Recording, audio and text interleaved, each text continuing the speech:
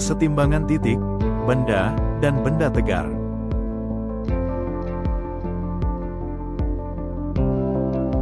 Konsep kesetimbangan. Kesetimbangan terjadi ketika suatu sistem tidak mengalami percepatan. Artinya, jumlah gaya dan momen yang bekerja harus bernilai nol. Definisi kesetimbangan titik. Kesetimbangan titik terjadi pada suatu titik yang menerima gaya dari berbagai arah. Titik berada dalam keadaan setimbang jika resultan semua gaya yang bekerja sama dengan nol. Persyaratan matematis. Secara matematis, syarat kesetimbangan titik adalah jumlah gaya pada sumbu X dan Y harus bernilai nol, seperti contoh di atas. Contoh kasus, jika titik A ditarik oleh 3 gaya, maka kita dapat memisahkan tiap gaya ke dalam komponennya dan memastikan jumlah semua komponen gaya di setiap sumbu sama dengan 0. Definisi kesetimbangan benda. Kesetimbangan benda berlaku untuk benda yang dianggap sebagai satu kesatuan, tetapi tidak mempertimbangkan momen secara dominan seperti pada benda tegar. Syarat kesetimbangan benda.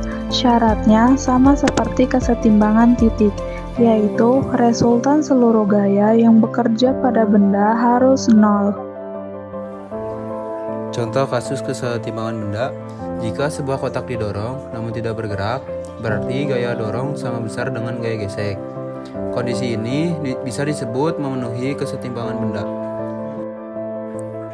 Pengertian benda tegar. Benda tegar adalah benda yang tidak mengalami perubahan bentuk ketika diberi gaya.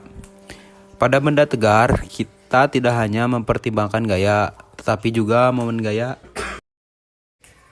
Syarat matematis kesetimbangan benda tegar. Agar benda tegar setimbang, harus dipenuhi 2 syarat. 1.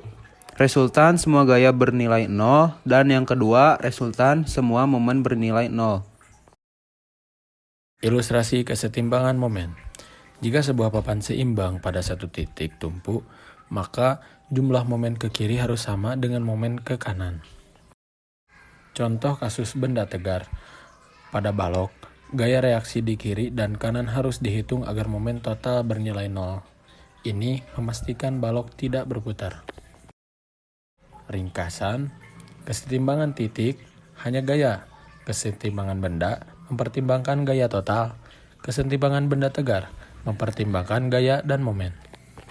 Terima kasih telah menyimak. Semoga materi ini membantu pemahaman Anda tentang kesetimbangan dalam fisika.